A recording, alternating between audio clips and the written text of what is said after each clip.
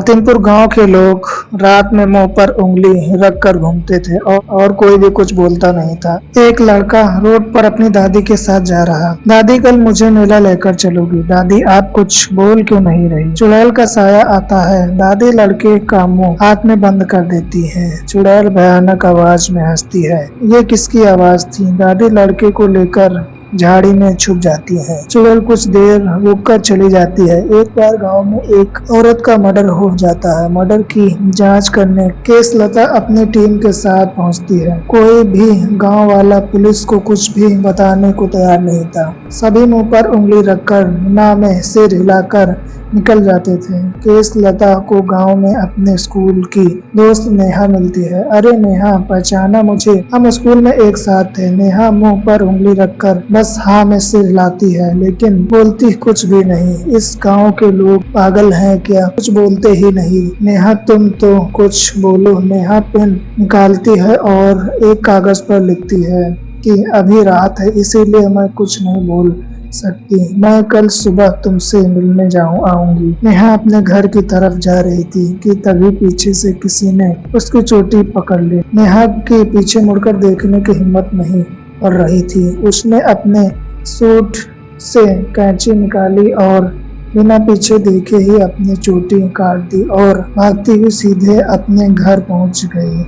अगले दिन नेहा केसलता के पास पहुंचती है। सबसे पहले यह बताओ कि गांव के लोग रात में कुछ बोलते क्यों नहीं? गांव में जुबान काट कर ले जाने वाली एक अंधी चुड़ैल आती है। वो रात में गांव में घूमती है। जिसकी भी आवाज उसके कानों में पड़ जाती है, चुड़ैल अमावस की रात में आकर उसकी जुबान काट ले जाती है। गांव के बहुत से लोग गूंगे हो चुके हैं। कैसे पागलों जैसी बातें कर रही हो? मतलब कि रात में बोलती रही तो आधी रात में चुड़ैल अमावस्या की रात मेरी भी जीभ काट कर ले जाएगी। हाँ, ये देखो, कल चुड़ैल ने मेरी चोटी पकड़ ली थी। मजबूरी में मुझे चोटी काट कर ही भागना पड़ा। तुम और तुम्हारे साथियों को भी सावधान रहना होगा। अब यह बताओ, जिस औरत का मर्डर हुआ था, क्या उसका भी चुड़ैल के साथ कोई लेना देना था? चुड़ैल उस औरत के लड़के की भी जुबान ले जा चुकी है। इस चक्कर में उसके लड़के की शादी टूट गई और वो पागल जैसा हो गया। वो औरत एक तांत्रिक के साथ मिलकर हर अमावस की रात गांव के बीचों बीच हवन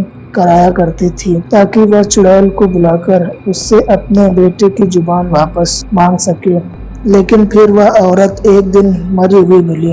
अब मुझे जाना होगा, सावधान रहना। आज अमावस्या है। केसलता मरी हुई औरत के घर जाकर उसके लड़के से बात करने की कोशिश करती है, लेकिन लड़का कुछ नहीं बोल पाता। क्या तुम उस तांत्रिक के बारे में कुछ बता सकते हो जो तुम्हारी माँ से मिला करता था? रात हो जाने पर केसलता उस जगह पर जांच करने पहुंचती है जहां औरत तांत्रिक के साथ मिलकर हवन कर रही थी। तभी अचानक केसलता को महसूस हुआ कि जुबान निकालने वाली चुड़ैल उसके पीछे खड़ी है। केसलता तुरंत रिवॉल्वर निकाल कर पीछे पलटती है, लेकिन पीछे कोई नहीं था। तभी चुड़ैल केसलता की गर्दन पकड़ लेती है। अपनी गर्दन को छुड़ाने के प्रयास में केसलता की रिवॉल्वर छूट जाती है। चुड़ैल केसलता की जीभ काट कर ले जाती है। अमावस्या की रात थी, इसीलिए पूरा गांव सुनसान पड़ा हुआ था कि केसलता की मदद के लिए कोई नहीं दिखाई दे रहा था।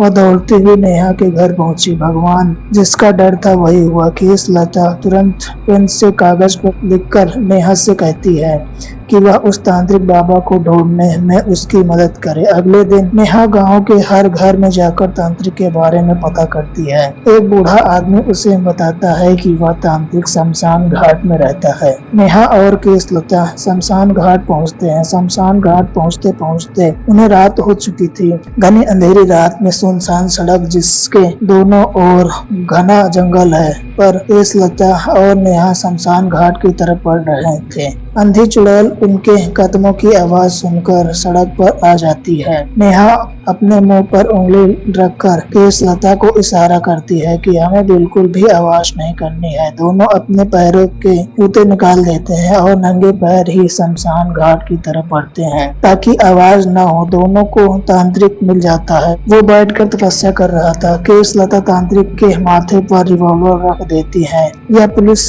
वाली पूछ रही है कि तुमने उस औरत को क्यों मारा? मैंने नहीं मारा बेटी, उस औरत को चुड़ैल ने मारा। मैं इस गांव को चुड़ैल से मुक्त करने के लिए तपस्या कर रहा हूँ। चुड़ैल क्या चाहती है? चुड़ैल शांति चाहती है, उसे बोलना पसंद नहीं। अगर किसी इंसान की आवाज उसके कान में पहुंचती है तो वह हमेशा के लिए उसकी जुबान छीन लेती है। अब तुम दोनों यहाँ से जाओ, यहाँ कहीं जाकर छुप जाओ। मैं अपनी शक्ति से उस चुड़ैल से लड़कर उस चुड़ैल को गांव से हमेशा हमेशा के लिए बाहर कर दूंगा। नेहा और केशलता एक पेड़ के पीछे छिप जाते हैं। थोड़ी देर बाद चुड़ैल आती है। नेहा और केशलता देखते हैं कि तांत्रिक गुस्से में चुड़ैल से कुछ कह रहा है, लेकिन दूरी ज्यादा होने के कारण वे दोनों कुछ सुन नहीं पा रहे थे। दोनों पास जाकर तांत्रिक और चुड़ैल की बात सुनने की कोशिश करते हैं। तो इस गांव से चली जा। नहीं, मैं नहीं जाऊंगी। मैं पूरी दुनिया को गूंगा बनाऊंगी। मुझे शांति चाहिए। मैं अपने गले में पड़ा ताबीज नष्ट कर दूंगी। तो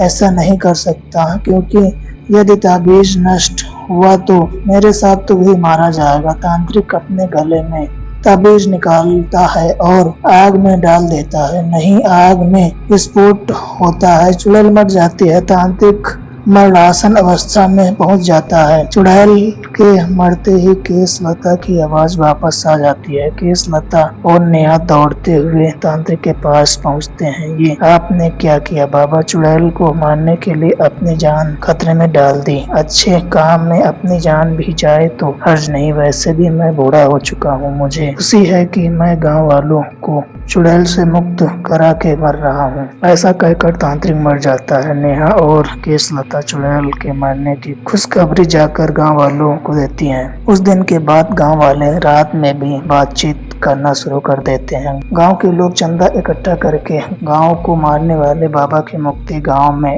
मूर्ति स्थापित करते हैं।